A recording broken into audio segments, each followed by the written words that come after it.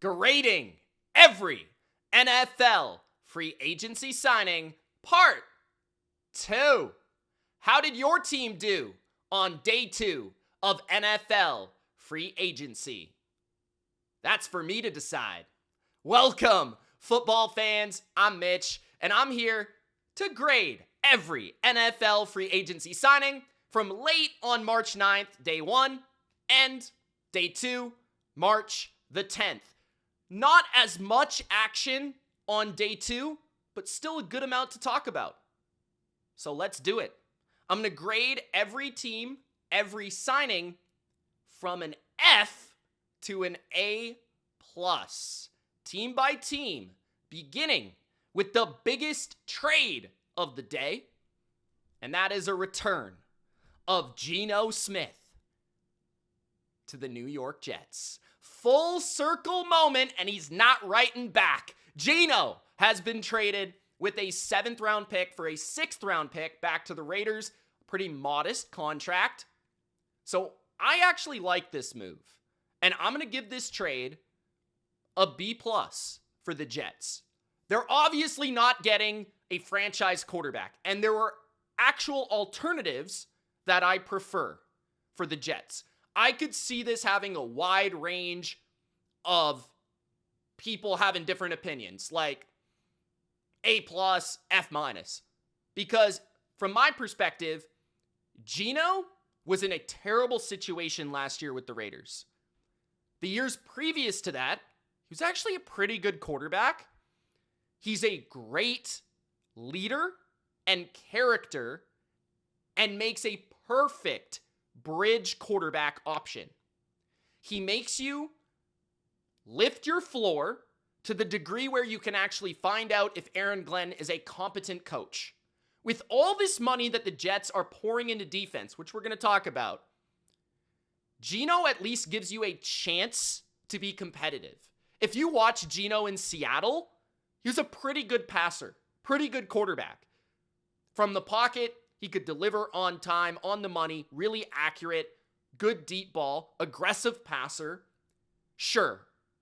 Last year, awful, terrible, one of the worst quarterbacks in football. Way too many mistakes. And the biggest con of his game is pressure up the middle. If you can get people around him, he panics. But Geno has shown leadership, prowess in 2-minute situations and drop-back passing situations. You give him half a decent supporting cast. The Jets have a better offensive line than the Raiders did last year by a mile. They have a better run game, a more consistent run game led by Breece Hall. They have a number 1 receiver with Garrett Wilson. And their defense is looking half decent. So I think this answers a lot of questions for the Jets. It's going to answer the building blocks of your team. It's going to make you more competitive. Maybe not a playoff team, but more competitive. And it's going to answer if Aaron Glenn can coach, period. So I like this move. I love the full circle moment. I love the narrative. And I'm rooting for Geno. He's easy to root for. He seems like a great guy, and I've enjoyed watching him. So a lot of people are not going to like it because he was awful with the Raiders. But the Raiders were the worst team in football with a disastrous coaching situation led by Chip Kelly's offensive scheme. They had no run game, a below-average defense, no receivers. Brock Bowers was always hurt. Give him a chance. I think he's a decent bridge option. Very little downside. I'd give it a B+. Okay. They made other moves today as well, the Jets. Dane Belton from the Giants, a hybrid safety who I think fits their system of what they're looking for. He had his best season of his NFL career last year. He has 240 career tackles, and I want to say he nearly had half that last year. He played a much bigger role for the Giants last season. And 1 year, $4 million, upside of $6 million. A player like Geno Smith who broke out later in his career. So, I would say about this move, safety was a need. Still probably is. Belton is maybe a 3rd safety on your depth chart. Could maybe compete in the current Jet situation as a starter. Definitely coming off the best season of his career. some pretty good value on the contract, another 1-year contract, a guy that if it works out, we can sign long-term. If it doesn't work out, there's no financial liability. I would say this is a solid B move for the Jets here. Third, we have Nahshon Wright, formerly of the Bears. This one surprised me on the contract terms. 1 year, another 1-year deal by the Jets, $5.5 million. Now, I do wonder about all these signings by the Jets that are 1 year. David Onyemata's 1 year. You can't imagine that Demario Davis, even though it's more than 1 year, is going to be like 3, maybe 2. But Wright, 1 year, $5.5 million. For a player that was a Pro Bowl corner, and I say that in asterisks, okay, wasn't really a Pro Bowl corner, somehow made it, but had a 5-interception season, a lot of ball production, 11 PBUs, 3 fumble recoveries, 2 forced fumbles, and 80 tackles. What I like about Wright, he has ridiculous ball skills, and the way that he fits into this defense is fascinating.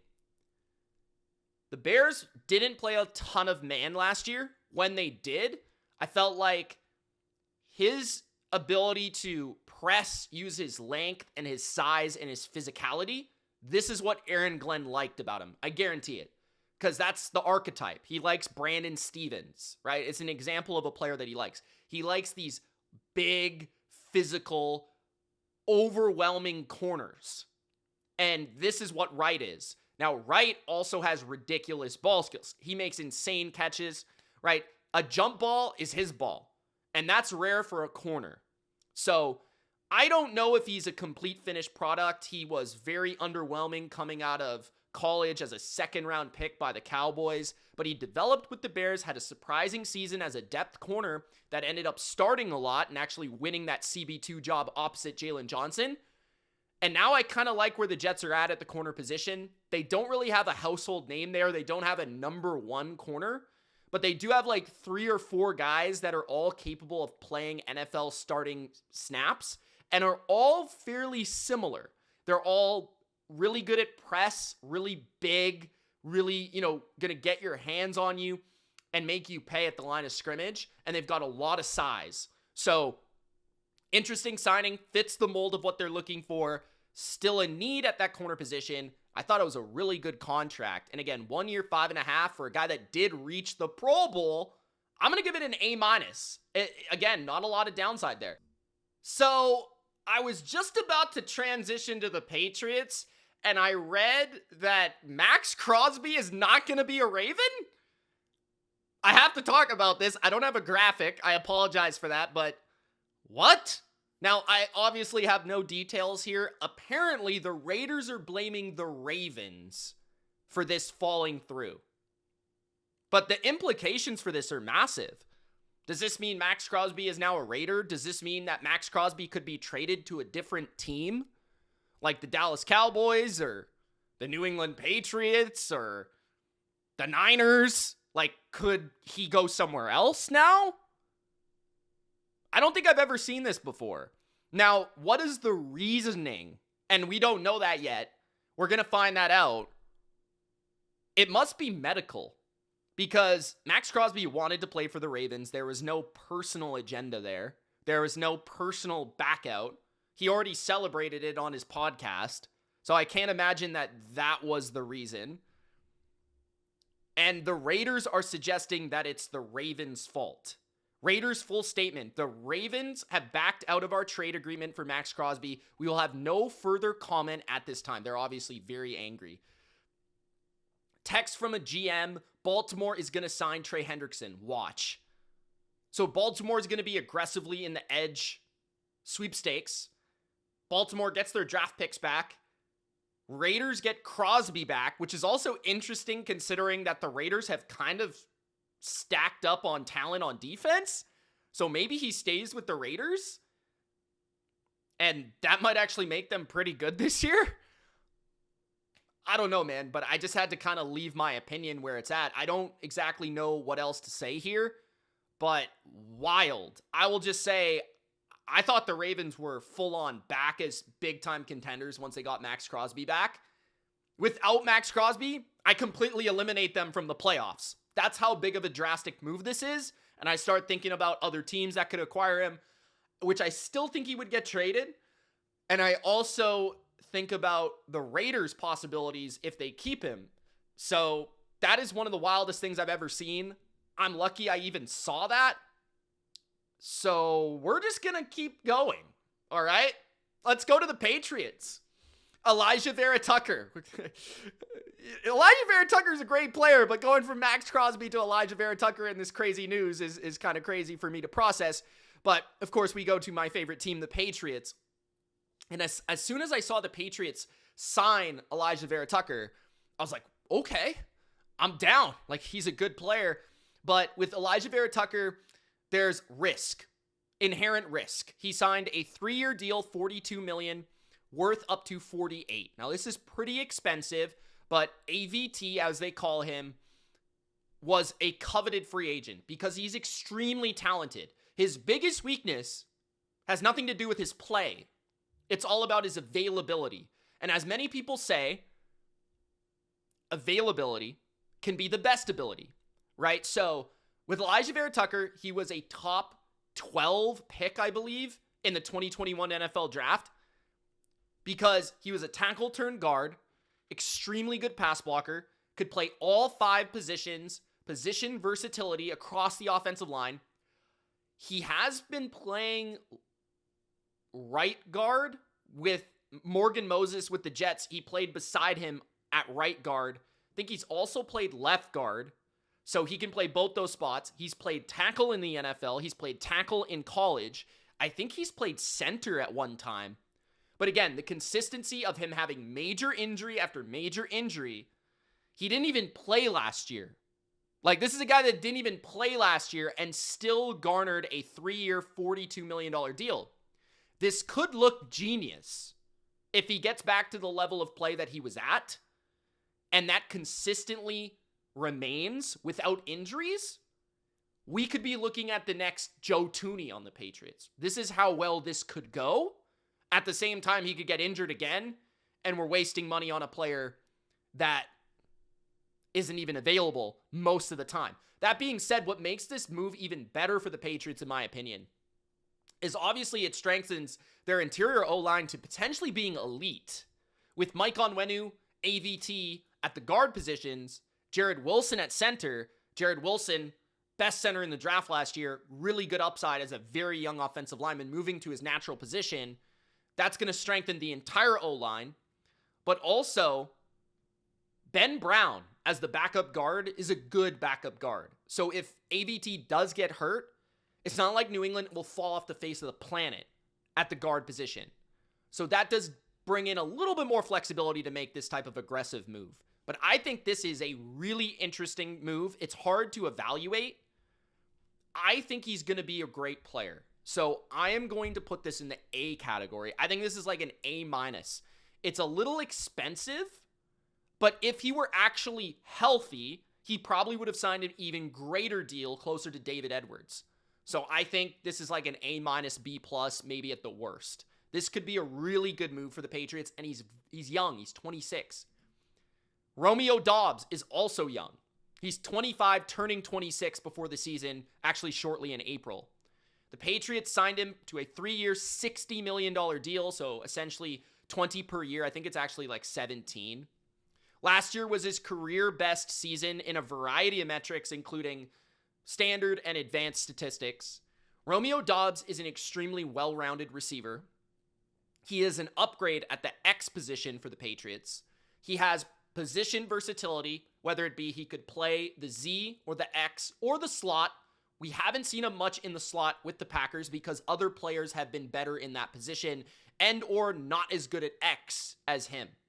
He is the dirty work player from the Packers. While the more electric talents were Watson and Reed, Doubs was actually the guy that most frequently was featured on the field. He played the most snaps because he can play all the time in every different assignment, every different role. What's good about Doubs is that he really doesn't have any weaknesses. He's got good speed. I'd call it above average. He's got good size. I'd call it above average. He has solid hands. He's a crisp, detailed route runner. And to me, if you're thinking about it from a Patriots lens, he's a better upgrade on Kayshon Boutte.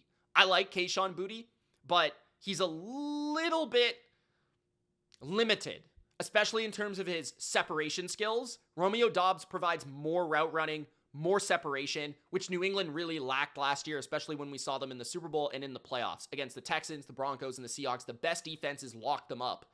And Doubs, at his age, he still has the ability to incline and get better. And potentially, you're signing him at his prime or just entering his prime to where he could reach his peak. He's also an excellent blocker. He's got a very quiet personality, so he's not much of a problem off the field. He fits right in there. And he's also really good on back shoulders and comebacks and curl routes. I think that Drake May will really like that. And he's really good on isolation plays. So like the plays that they use Kayshon Boutte on, that will be Romeo Doubs' work. I will say this. If this is your number 2 receiver, this could be a borderline A grade, because he could be at one point in his career, in like, let's say after next year, 2 years from now, when he's like 28 and he's reached his peak and they're giving him volume, which he didn't get in Green Bay. Some people might be able to look at him as like a top 30 receiver in the league, top 35, top 40. He's been in that definite top 60, top 50 in the league. So he's a solid number 2 for now, but he could get better. If he is your number 2, could be like an A, but I think based on not understanding if they're going to get A.J. Brown or anyone else, I have to give it a B+. I don't think the contract is bad. I don't think the contract is good value. I think it's kind of standard for what I expected from him. I am not in love with the player, but he's a good player. He is, like I said, very well-rounded. He's a kind of a can't-miss player in a lot of ways, just in terms of like, he's young. The only way he's can't miss or miss is the injuries to the head, but he wears that guardian cap for a reason, and he's been taking care of himself. So, yeah, I mean, I would call it a B for the Patriots here. Okay, Kyle Allen. Kyle Allen, going from Maxx Crosby to Kyle Allen. 2 years, $4.1 million deal, 6.1 to reunite with his good buddy, Josh Allen. Now, simply put, this is just to appease Josh Allen, nothing else to it. They lost Mitchell Trubisky, who's an actual competent NFL backup quarterback. Kyle Allen is not. You would never want him to actually start a game, which is why I think this is pretty much pointless. He is a third-string quarterback and basically signed to an NFL team because he is a good guy. And so for that, I'll give them a C. I can't really say that this is a good move. Rico Dowdle to the Pittsburgh Steelers. This happened yesterday. Rico Dowdle is a nice signing for the Steelers. I am a fan of Rico Dowdle. So he has back-to-back 1,000-yard seasons on 2 different teams, which is already an impressive feat. The Carolina Panthers and the Dallas Cowboys. Neither one being an impressive run team. Let's just put it that way. 2 years, $12.25 million. So it's a little bit longer term than what we've been seeing from Dowdle. He signed a 1 year with Carolina, 1 year, he was just there at the end of his, I think it was his rookie contract, regardless, with Dallas. And he is going to reunite with Mike McCarthy. Mike McCarthy actually coached him in Dallas, which I didn't really think of until now. But Rico Dowdle, I think he's got plus power. He's a good power runner. I think he's got probably better explosion than you would think. And he's had these moments in his career where he has been an elite running back. Like last year in the middle of the year, he was one of the best running backs in the league for like a 4 to 6 week stretch. He can take volume, right? He's a decent enough pass catcher and a decent enough pass game guy. But I think he's more of a bell cow. So I think what we're looking for here is he's going to be the primary early down ball carrier. I think Jaylen Warren transforms into the third down guy that he was with Najee Harris, or the change of pace player, and then whatever happens to Caleb Johnson. But I think Rico Dowdle is a solid NFL starting running back. He's not going to be like elite, but he has had elite moments, and he definitely is the style of player that suits the Pittsburgh Steelers. This is a classic Pittsburgh Steeler. He's a grinder, he's got grit, and he's got physicality, and that suits the Pittsburgh Steelers. I would give this, I really like this move. I'm going to say B+. Next, Alohi Gilman to the Chiefs. Something that kind of unexpected for me. I didn't really expect the Chiefs to be signing a safety with this level of aggression. 3-year, $24.75 million deal. They typically go cheap at this position. They lost Brian Cook, so they wanted to replace him. But I think that these players are a little bit different. I think Gilman is more of a traditional free safety, and Cook is more of a well-rounded, all-around safety that I think is better in the box than Gilman is. I think Gilman is very smart and has really good range and speed, and I think he makes the Chiefs secondary much faster. And if the Chiefs are looking to play more zone coverages, I think that Gilman can be very good in that regard. I have nothing bad to say about him. I think he's a good NFL player, a good NFL safety. And I'm sure that Spags liked him for a reason. But obviously they know him really well because he played for the Chargers for most of his career. So they've seen what he can do on tape, and they think that translates to their defense. Overall, I would say this is a B. 3-year, $24 million, solid deal for a solid NFL player. He's not going to be a Pro Bowl safety, but he's one of those guys that limits big plays and has high IQ, suits the Chiefs very well. I think that's a B signing for me.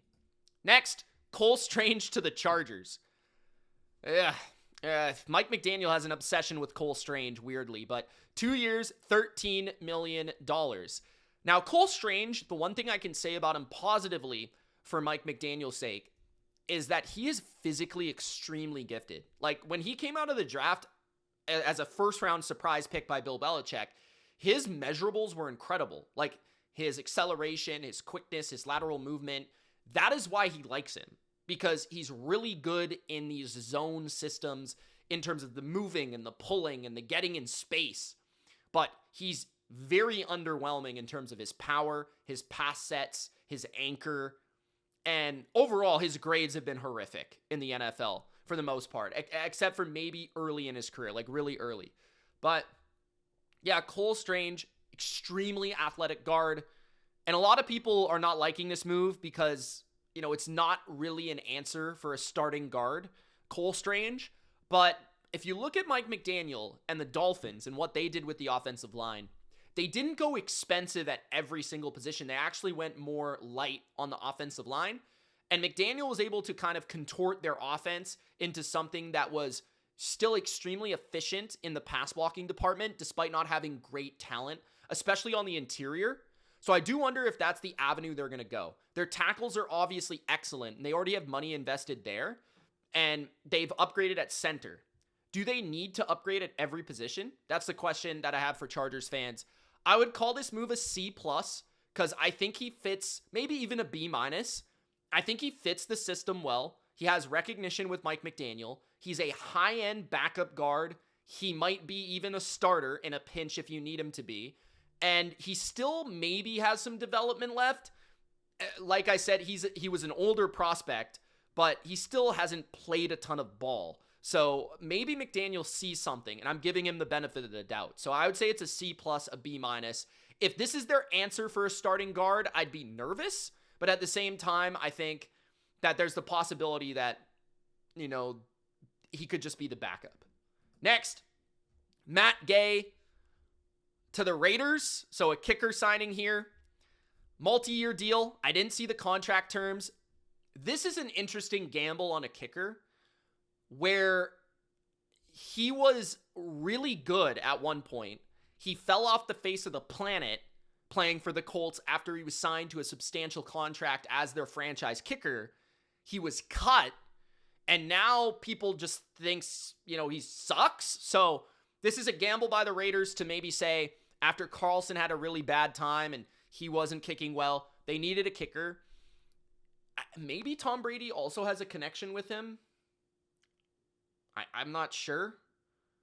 Didn't he play for the Rams early in his career? And then did he have a season with the Bucks? I can't quite remember, but he might have been with the Colts for a while. I can't recall. Kickers, I get mixed up with all of them.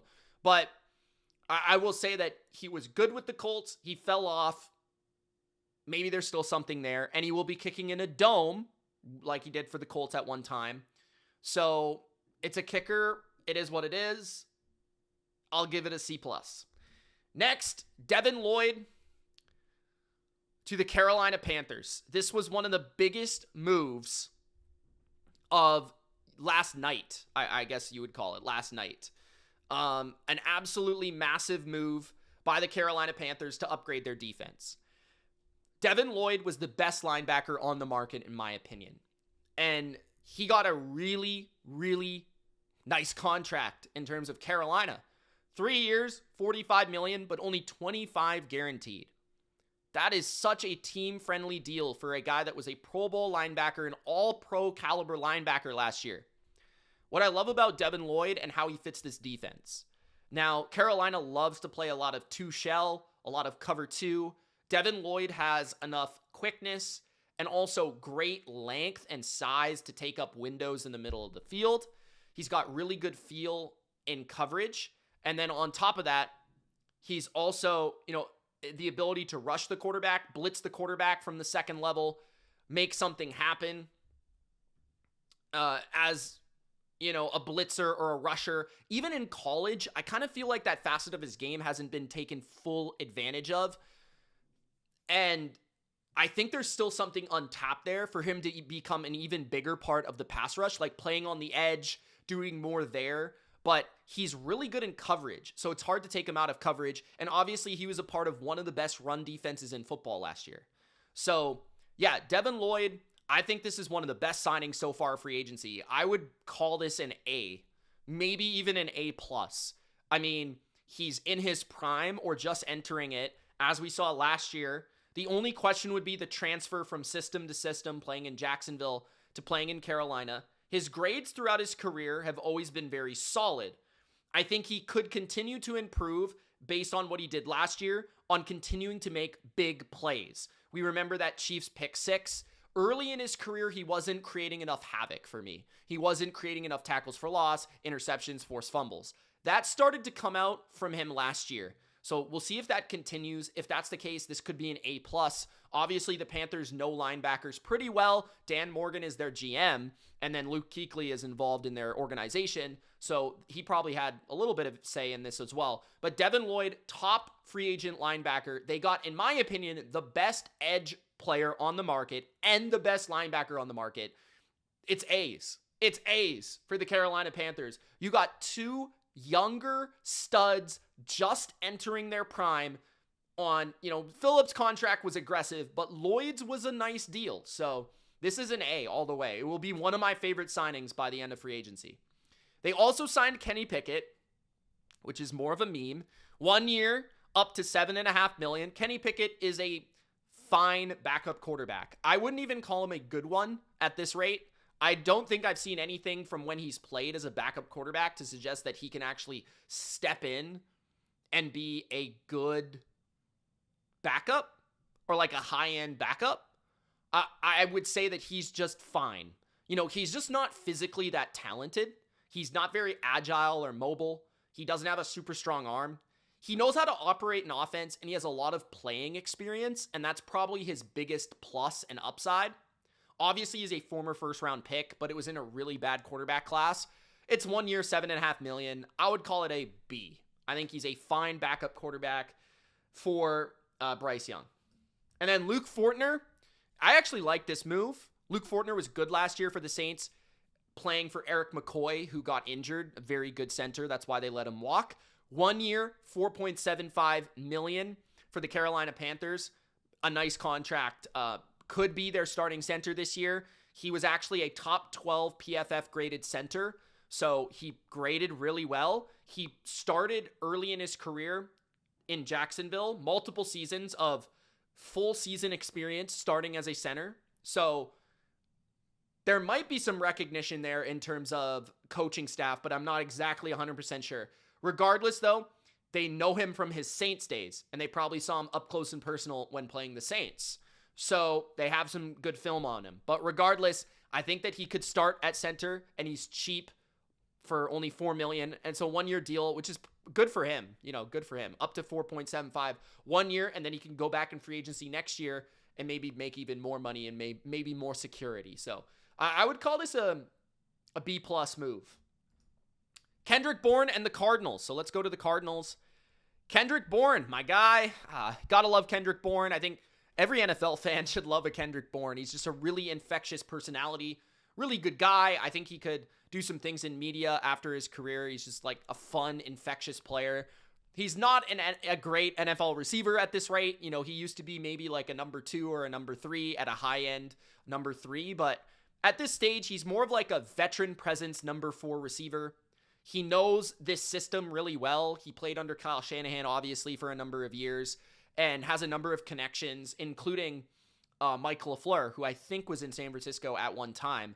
So he came up with him as the wide receiver coach in San Francisco. So Bourne will be there to tutor those players. He'll be there to make plays on third down when he needs to. He'll be there to step in for an injured guy like he did for San Francisco. But 2 years, up to $12 million. He has 4,265 career yards. He had 551 last year, and he had a stretch with Mac Jones where he was really impressive. This guy with Mac Jones is a number 2 NFL receiver still. Now, obviously, he won't be playing with Mac Jones, but yeah, I think this is a nice signing. I can't hate on Kendrick Bourne. I think this is a good culture fit too. I would say this is at least a B. At least a B, maybe even better than that. Roy Lopez for the Arizona Cardinals. He's signing a 2-year, $11.5 million deal with the Cardinals, $7 million guaranteed. Had a good season with the Lions last year. A high motor defensive tackle, some good quickness to his game, solid size. I am not too familiar with the Cardinals in terms of what they're going to be this year defensively, but I did know that they needed some interior defensive line help because outside of their first-round pick, Walter Nolan from last year, Calais Campbell was their best interior defensive lineman last year. That was a weakness for their defense last season, and Walter Nolan has had a lot of injuries. Lopez is a gem of a signing. He played really well last year for an injured Detroit front. More of a run defender, and like I said, more of that motor guy, never really gives up on a play. I would say this is more of you want him more as your third defensive tackle, but regardless, 2 years, $11.5 million, 7 guaranteed, very solid contract, nothing crazy, outrageous. I think this is a solid B as well, maybe even a B+. Isaac Seumalo was their big ticket item that they signed, 3 years, $31.5 million. I really like Isaac Seumalo. I've always really liked Isaac Seumalo. The thing about him is his age. I do wonder about the age for a team that's more in the rebuilding stage. I think he's 33 or 34 off the top of my head. Guys, I'm saying everything off the top of my head. Isaac Seumalo is, though, really good in the run game. He fits this system perfectly in terms of the zone blocking system. He's overwhelming in terms of his power. He's still got enough function in his legs to move out there in space, and he's a very solid anchor in pass protection because of how powerful he is. Consistently been a very good guard in the NFL, like top 20, at least top 15 at times. Now, he is getting older. You got to worry about that. I do wonder about the details of the contract would give me more of an understanding of how good of a deal this is, because if it's, more of a 1-year front-loaded contract, I kind of really do get that. You do want to, even as a team that's rebuilding in a really difficult division, you want to be able to establish your system and have players that can function in it as a coach and be able to get your run game going. So I think Isaac Seumalo, good for him to get this money. He deserves it. He's been a great player for a long time. Steelers are going to miss him. He was really good for Pittsburgh, and he was really good for Philly before that. I would say this is another B just because of the age and because of the tenure of the Cardinals and where they're at as a franchise. But I do think as a player, he's better than a B. He's an above average guard for sure. Next, Quincy Williams for the Cleveland Browns. This could be a really good signing. This could also backfire in a way where if Devin Bush ends up being spectacular for the Bears and continues what he did last year, because they lost Devin Bush, who was phenomenal for them last year. Now, the thing about the Browns that's going to be hard to calculate is they lost Jim Schwartz as their defensive coordinator. How much of an impact will that have on the rest of the defense and all their personnel? They're changing defenses. It's going to be fairly similar in terms of the way they're running it. It's going to be more of that 49ers San Francisco flavor of defense, which is why Quincy Williams signed here. Their linebacker coach, I believe, is a former Jet linebacker coach. I think they have some sort of connection there. Quincy Williams, though, 2 years, $17 million, up to $17 million. He's a former All-Pro. I've always been a fan of him because he is one of the freakiest linebackers in the league in terms of quickness, and speed. And his aggression, he has no regard for his body. He flies around the field. So he is a lot like Devin Bush in terms of their tenacity, their play style, the way they fly around. Quincy Williams was just more familiar with this particular staff after losing Bush, who got a bigger deal. I like this value, 2 years, $17 million, solid contract for a guy that has been an All-Pro relatively recently and was playing out of position in a scheme that didn't fit him or suit him in recent seasons. So I think Quincy Williams is a B+, could even be an A- if he gets back to the level of 2-3 years ago. But I don't know if he's there anymore, so I'll just give it a B+, a high-end B grade for me. Good contract, good value. Elgton Jenkins, older offensive lineman, but very, very good one. I was surprised to see the Packers get rid of him. By the way, the Packers are in a really difficult spot right now. They're losing a lot of players. Micah Parsons' deal is really hurting them. 2 years, $24 million deal, 20 guaranteed. So this is actually a really nice contract for the Browns. Like, I think they've done a really good job with the financials on some of these deals for veteran players. Like, Elgton Jenkins is a borderline Pro Bowl center, like center guard. Like, he has been in the Pro Bowl before. 2 years, $24 million, $20 million guaranteed. So the guaranteed money kind of makes up for it on Elgton Jenkins' side. But he's a plug-and-play player in pretty much any offensive line in the NFL. He can play guard. He can play center. He even has played tackle, if I'm not mistaken. So I think he's probably best at guard. Like, I think he's a really, really good guard. Like, maybe even top 10 in the NFL. I think this is, considering the state of the Cleveland offensive line last year, considering he does have some injury concerns recently, but I think this is like an A-. Like, I think this is a really good deal for the Browns. Like, I think he is, it's hard to find players like this that are this good, that are this proven in free agency. And it was a little bit later in free agency because he got released. I'd say it's like an A-, honestly. Next, depending on the injuries. Tennessee, Cordell Volson. I would not say this is an A-. He's a guard, formerly played for the Bengals. I don't know if Tennessee still has any connections to the Bengals. Obviously, their former head coach was with the Bengals. 1 year, $2.5 million guaranteed, 4.2 max. So very cheap contract. I would expect him to be a backup, and that's fine. As a backup, I think he's fine. He's played plenty of snaps, played starting role for Cincinnati. As long as he is a backup, I think this is a fine deal. If they're expecting him to replace Kevin Zeitler, they're in trouble. He's not a starter. I wouldn't call him a starter. Maybe in a different situation with different coaching. Cincinnati doesn't exactly have the best offensive line prowess in terms of their coaching. They've had talent, but not exactly coaching. Maybe he could get better and develop. I would say this is C+. Maybe a B-. Joshua Williams. I think this is more of a, I didn't see the money on this one. It was a 2-year deal. That's all I saw, according to the tweet. I would say this is a B-. He's been nothing really more than a depth corner for the Chiefs, despite playing well when he gets an opportunity. But they've never really trusted him to be a starter. So I wonder why that is.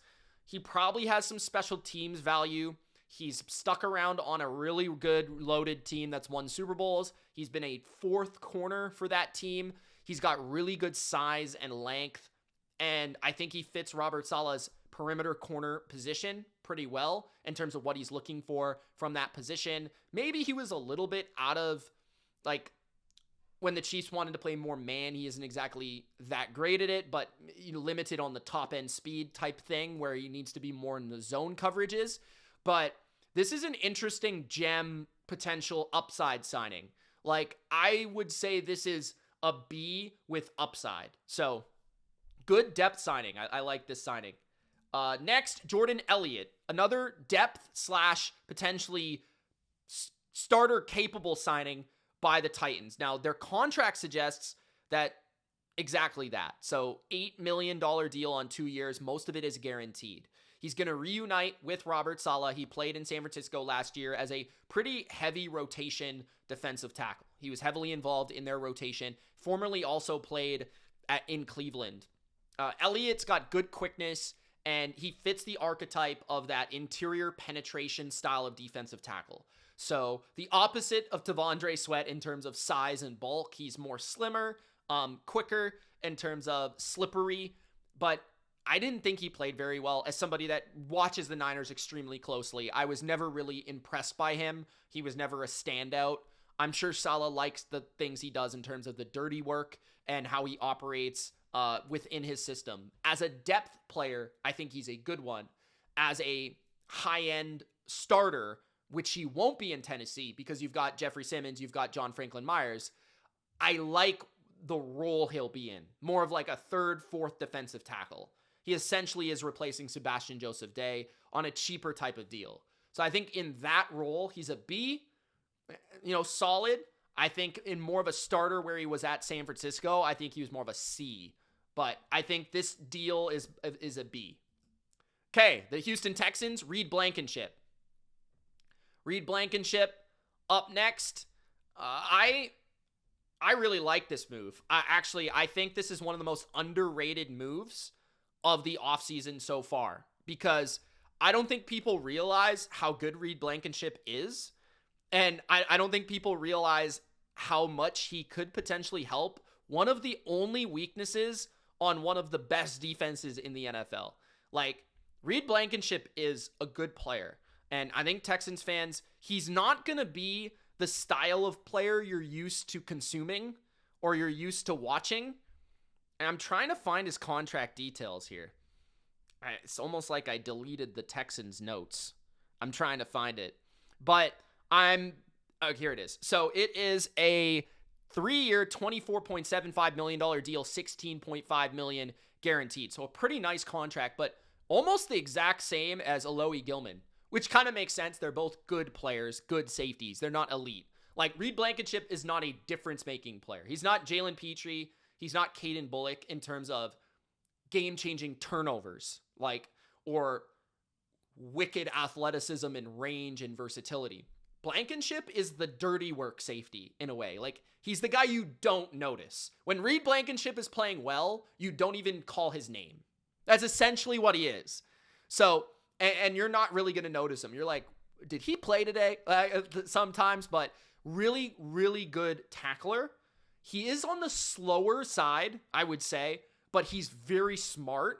And the tie from D'Amico Ryans to the Eagles is they play a lot of quarters. They play a lot of cover 4. And, Vic Fangio, the split safety looks. Reed Blankenship is just excellent in terms of reading the quarterback, reading the routes, like knowing when to match a receiver, when to double a receiver. He's just so good with the communication stuff. And he's going to make them so much better there. So, they tried with C.J. Gardner-Johnson from the Eagles last year. Now they go with Reed Blankenship, who was actually the guy that's more of the communicator, more of the leader, and a sound tackler. So I think this only makes an elite defense even better. Scary. Braden Smith is also a really nice signing. I kind of wondered if the Texans would, again, go cheap on the offensive line because Trent Brown was playing well for them last year. And I was a little scared that Nick Caserio would kind of commit to Trent Brown as the starter, because whenever you commit to Trent Brown, it's not a good idea. But then when also you have to rely on Trent Brown, it's not a good idea. Trent Brown is always good when you don't have to rely on him. He's actually really good. But Braden Smith makes him the starter. So he'll be the starting right tackle, and Trent Brown as a swing tackle. That's like elite level swing tackle play. So 2-year deal up to $25 million, 13.5 fully guaranteed for Braden Smith. Braden Smith, and what I love about this too is the combination of Trent Brown and Braden Smith. Between the two, you're always going to have a good tackle on the field at right tackle. Braden Smith gets injured a lot. That's his downside. He misses 6 games a year, maybe 4 games a year, somewhere in that range. He's going to play 10 to 14 games. So Trent Brown will start some games.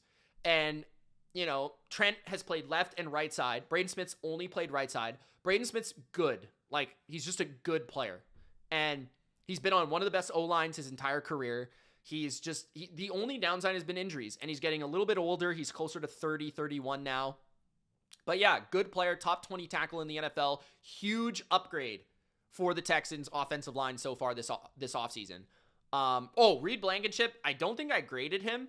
I would give Reed Blankenship a B+, and I would give Braden Smith, I think another Honestly, I'll say A minus, just because like I know the certainty of Trent Brown, and they're addressing a major weakness here. And they also got draft capital out of trading Titus Howard, and I would make an argument that Braden Smith is better than Titus Howard. So he's not as versatile, but he is better at right tackle, in my opinion. Okay, K. Kroger, I believe is how you say his last name. It could be Kruger, like the singer from Nickelback, but I don't think so. The trade was swapping 6th and 7th rounders in 2028, which is ludicrous to make a trade. Bill Belichick is smiling at Nick Caserio for this one. Kruger did have 2 punts blocked last year. Not that that's really his fault. He averaged over 44 yards per punt. If that means anything to you, he's an NFL punter. He's young. It's one thing I'll say. And if anything, Nick Caserio came from the school of Bill Belichick, and he probably knows punters. So he's probably pretty good. But trading for a punter is weird. Anyways, next, the Green Bay Packers. I'll give it a C+. Benjamin St-Juste for the Green Bay Packers. Benjamin St-Juste played well last year for the Chargers, has had 2 good NFL seasons as a young corner in this league. 2 years ago, he had nearly 20 passes defensed as a starter on the Commanders. Last year for the Chargers, he played more of a depth role, more of like their 3rd perimeter cornerback position role, or 4th corner, if you want to look at it that way. He was signed to a 2-year, $10 million deal with 10.5 upside, so he could compete for a starting gig. Nate Hobbs was also released to relieve some of the cap. Nate Hobbs didn't fit the defense last year. I still think he's a capable corner, but didn't fit. St-Juste gives them size on the perimeter, which they've kind of been lacking. He's also really good in zone, which they'll be primarily playing.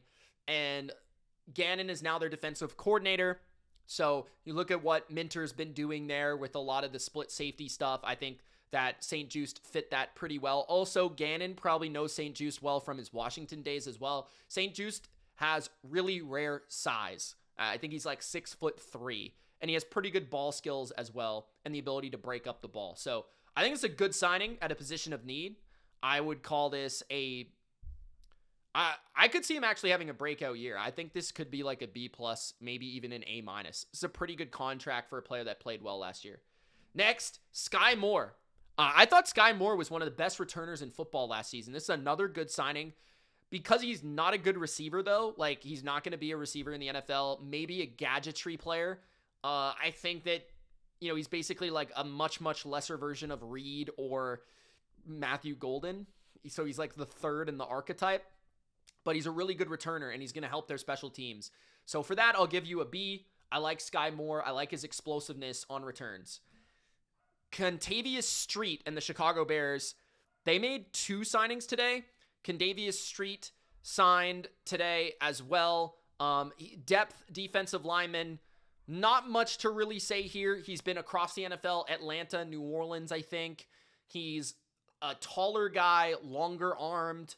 Not a great pass rusher. Not a particularly great run defender. Just a fine overall defensive tackle.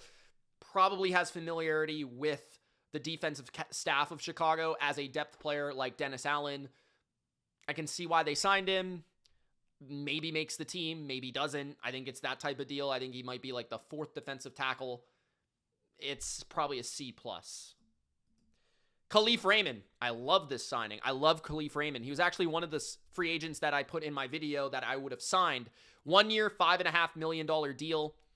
$5.1 million deal. He is an all-pro caliber returner. He can kick return, punt return. As a receiver, he's a good 4th receiver. He can play outside. He can play inside. He's twitchy. He's quick. He can separate. He's really good in the screen game. I would give this an A-. 1 year, 5 point. Actually, that's expensive for a returner. So I would say B+. I wanted to be really aggressive, but $5 million for a returner is quite a bit. So I think we saw other players go for like 4. Like Luke Fortner went for like 4, and he's a starting center. So yeah, Khalif Raymond, a little aggressive there, but I don't know how much of it was guaranteed. That's also the thing I don't know. But Khalif Raymond is a player I really like. He's going to contribute on offense. He can contribute on special teams. Bears fans are going to love him. That's their style of player. I think a B+ is fair. Okay, Isaiah Pacheco for the Detroit Lions. Pacheco is honestly not very good. He's kind of been memed after this signing. I didn't actually see the contract details. I'm going to look that up real quick.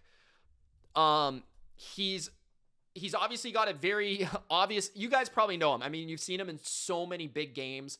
He's got a really strange running style. He's kind of funny to watch. He's been really bad the last 2 years, but he's got home run speed, and that's what sticks out. He is more of a similarity to a Jahmyr Gibbs in terms of home run explosion than he is a replacement for David Montgomery. And honestly, I think he's more of your third running back. He could be number 2, but I kind of think that the Lions might have a guy better than him already. So I would say this is like a C+. Pacheco is a big name because of the team he played for. His skill set in the passing game is pretty limited. His hands are pretty limited, but his speed is there. And if he can get back to full health, he's still young to where maybe it's taken him some time to recover off these major injuries. You could see the player that you saw a couple years ago where he was a competent starting running back. But he struggles with vision. He struggles with contact balance. But he is quick, he is fast, and he is violent. That's one thing I'll say about him. So I'd give him a C+, not a C-. That's too aggressive. C+, C, somewhere around there. Kaden Elliss for the New Orleans Saints. Kaden Elliss is one of my favorite linebackers in the NFL. I think a lot of people that watch this channel know that already. 3 years, $33 million, 23 guaranteed. Very good contract. A player like this that plays 1,100 snaps a season, that can impact the pass game in the way that he does as a blitzer, which is kind of the part that surprised me when I saw this announced. Now, I know that Kaden Elliss has played for the Saints, and maybe there's something to do with he didn't want to go very far. Like, he's played in New Orleans and he's played in Atlanta. So, like, from a family perspective or like a person life living perspective, maybe he didn't want to move very far. That could have been a factor as well. But the system with Brandon Staley is the one that kind of has me a little off base. Now, obviously, him and Raheem Morris run similar system in terms of coverages, alignment, the way that they deploy their personnel. But Brandon Staley is much less aggressive in terms of the blitzing style. And maybe they're going to do that with Kaden Elliss because he's that good at it. Like, he's arguably the best blitzer in the league. And Saints fans know that, because he was there and he put up like 6-7 sacks for you. And maybe the Saints regret ever letting him leave, which is also part of why they offered him this contract. But it's a good contract. I think it's solid money, not expensive. I think this is, honestly, and I love what the Saints are doing this offseason. He's a replacement for Demario Davis. He's younger. He's maybe not quite as good, but he's going to be there longer. He's played at a very high level. He's similar in terms of like size, type of player, downhill style, not extremely agile or gifted sideline to sideline, but smart in coverage. I think this is like an A-. I think this is a really good signing. Next, Greg Newsome and the New York Giants. So let's get to the Giants. Greg Newsome signed just a 1-year deal. I didn't catch the money. I'm going to look that up. And still, guys, I didn't see anything on Pacheco's money. I'm not sure if Greg Newsome has any details either, but 1-year deal is kind of the main thing you got to understand. Okay, up to $10 million. So that is a little expensive in my opinion, but Greg Newsome is a player that I could see some people really liking, some people not really liking. I think I'm somewhere in the middle. He obviously provides versatility. He can play outside, he can play inside. In some ways, that's sort of Marlon Humphrey-ish for John Harbaugh with the Baltimore Ravens. Newsome was at his best in defenses where they primarily were zone cover defenses, cover 3 style defenses, not man coverage based. I think that will be the case in New York. I do think he's better in the nickel than he is out wide, and I do think he's going to mostly be playing out wide with the Giants, but I could be wrong about that. I think the Giants already have a good nickel corner. I don't know. This is kind of like a flyer signing, I think. I think the Giants probably looked at him and were like, we like this player. We obviously know him well because he played for Cleveland, so we saw him 2 times a year. I think this is a B. Like, I understand the corner need. They had to replace Flott. Newsome is a former first-round pick with, some pretty good seasons under his belt, but he's struggled recently. So there's some inconsistency, which is why he only got a 1-year deal. I'd say it's a B, but it wouldn't surprise me if it ended up being an A if he did like shine this year. I wouldn't be shocked. Darius Washington, another former Raven for John Harbaugh, 1-year deal. Don't know the terms, but Darius Washington had performed extremely well at the free safety position for this defense in particular, this style of defense. So we know how he's going to play here. He's a corner / safety. He's basically a corner turn safety. Really good range and coverage responsibility. Not a very good tackler. Not going to be a box player. A guy that plays over the top and doesn't give up the big play. That's what he's responsible for. You know, the 2-deep style. He's a little bit like skinnier, fragile for a safety, but good in coverage. So I like that about him. I'd say this could be a B+ if he can get back to the style of play that he was at like 2 years ago. I missed a signing here. There we go. Patrick Ricard. Okay, Patrick Ricard, then we'll get to PJ Locke. Patrick Ricard, fullback, 6-time Pro Bowler, 2-year deal with the Ravens. With the Giants, from the Ravens, I should say. Another John Harbaugh player. Obviously, this is more of a personality signing. This is more of a leadership signing. This is more of a character signing. I don't really know how Matt Nagy is going to use the fullback because I can't quite honestly say I've ever seen him use one. So I don't even know if this really fits, but I guess John Harbaugh was like, I love this guy. We're going to sign him. I don't really care. He can play defensive tackle for all I care because that's what he did at the beginning of his career. But maybe Harbaugh wants to insulate that or install that into his offense. I don't know, but, you know, Ricard is a really good run blocker. He's not quite as good as he used to be, but he's a straight-up run-blocking fullback. And in cold weather environment like the Giants, I think all teams like that, Bills, New England, they should have fullbacks. So I'm going to give this a B. He's a fullback. I don't really know how they're going to use him. I haven't seen the money. It's only a 1-year deal. Who really cares? It's a character signing. PJ Locke for the Dallas Cowboys. PJ Locke signs a 1-year, $5 million deal. He reunites with Christian Parker, the Cowboys defensive coordinator who he was with in Denver. Locke has been a good, underrated part of Denver's defense. He's been their 3rd safety. He is a good lockup player, like assignment player, I would say. I think he's good at playing man-to-man coverage sometimes. He's kind of like a corner safety hybrid. And I would say he's more of a free safety than he is like a box safety. Since 2019, he's had 174 tackles, 5 forced fumbles, 4 sacks, 11 passes defense, 2 interceptions. He's also really good on special teams from what I understand. And yeah, just like a good quality depth safety. Like that's what he is. I wouldn't call him a starter. He maybe could be if a guy gets hurt, but obviously he's been behind some really good safeties in Denver, Jones and Hufanga this past season, but still played in that defense that was at an elite level the last 2 years. So PJ Locke, good player with a system understanding, good value signing for the Dallas Cowboys. I'd say this is a B+. And then we're going to end it with 2 signings in the NFC East. Woolen for the Philadelphia Eagles. This was a shocking signing in terms of what they actually gave him. So it was a 1-year, $15 million deal. And I want to see if I can find the guarantees, because the guarantees I think are probably around 10 million, maybe even more. But this is shocking to me. Like everything suggested, according to the mainstream media and the people that cover this, that he was going to get a huge deal. And I'm shocked that he didn't go back to Seattle on this deal. And I'm shocked what Seattle's doing. To be like, what is Seattle doing? They're just letting all their defenders walk, all their best players leave, all their best free agents leave. As I'm kind of, in shock, my system is reacting to it. But Woolen, physically, so much skill and so much talent. Like, super fast, super tall, long. A guy that, at his best, is excellent. Like, he allowed 0.5 yards per coverage snap in man last year. That was number 1 in the NFL. Better than Quinyon Mitchell for Eagles fans. So if they want to play more man-to-man coverage, which they very well might in Philadelphia next year with Woolen and Quinyon Mitchell. I mean, Woolen's a perfect number 2 corner. Because he's risk but reward.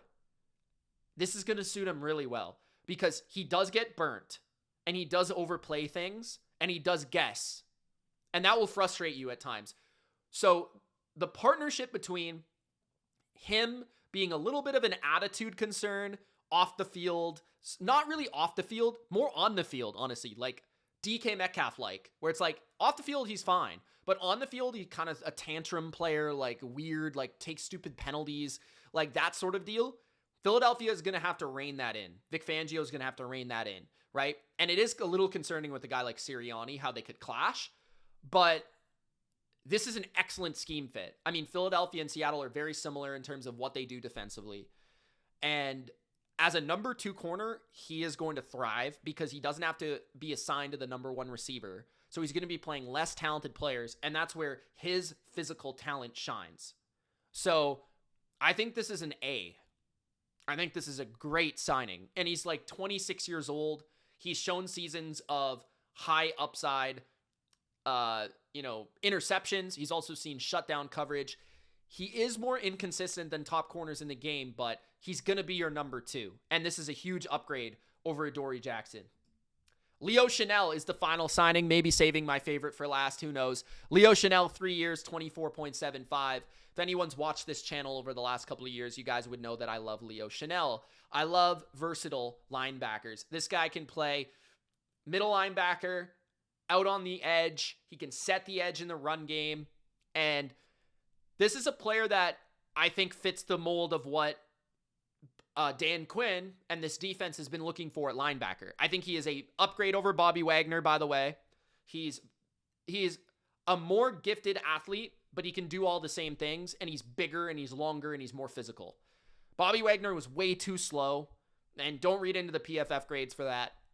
Leo Chenal can get to the quarterback on a blitz like Frankie Louvu. He can cover a pretty good amount for a guy of his size, and he's excellent against the run, like ridiculously good. Like whether it be slamming down on guards and centers from that middle linebacker position or setting the edge, he can do both. This is a really good signing. I think he's going to be one of their best players on defense next year. I think this is an A. I'm going to give it an A. 3 years, $24 million. A. There it is, guys. Those are your day 2, part 2 free agency grades. More to come. I just saw Logan Hall sign with the Texans. I'm not going to break that down, though. You're going to have to wait for part 3. Thanks for watching, guys. It's Mitch. Peace.